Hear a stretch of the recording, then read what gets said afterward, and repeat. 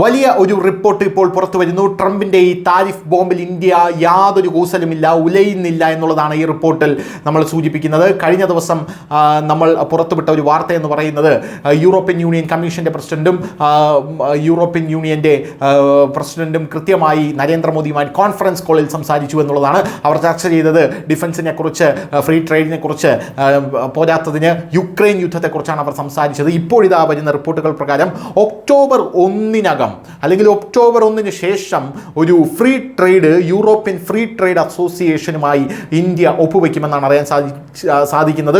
ഇതൊരു വമ്പൻ തീരുമാനമാണ്.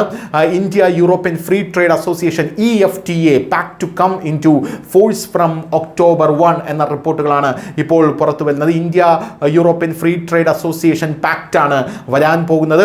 100 ബില്യൺ ഇൻവെസ്റ്റ്മെന്റ് ആണ് 15 വർഷത്തിനകം വരാൻ പോകുന്നത് എന്നാണ് ഈ റിപ്പോർട്ട് സൂചിപ്പിക്കുന്നത്. പോരാത്തതിന് 1 മില്യൺ തൊഴിലവസരങ്ങളാണ് ഇതിലൂടെ ലഭിക്കാൻ പോകുന്നത് എന്ന് പറയുന്നു. EFTA എന്ന് പറയുന്ന ഈ യൂറോപ്യൻ ഫ്രീ ട്രേഡ് അസോസിയേഷനിലെ മെമ്പർമാരായിട്ടുള്ള രാജ്യങ്ങൾ ആരാണെന്നറിയാമോ? ഐസ്ലാൻഡ്, ലേഷിസ്റ്റൻ, നോർവേ, സ്വിറ്റ്സർലാൻഡ് എന്നിങ്ങനെയുള്ള രാജ്യങ്ങളാണ് ഇതിൽ പങ്കാളികളായിട്ടുള്ളത്. അവരുമായിട്ടാണ് നമ്മൾ 100 ബില്യൺ ഇൻവെസ്റ്റ്മെന്റ് 15 വർഷത്തിനകം 1 ബില്യൺ, അതായത് 10 ലക്ഷം തൊഴിലവസരങ്ങളടക്കം സൃഷ്ടിക്കുന്ന വലിയ രീതിയിലുള്ളൊരു പാക്റ്റും ഒപ്പിടാൻ പോകുന്നത് എന്നാണ് മനസ്സിലാവുന്നത്. News desk Malayalam.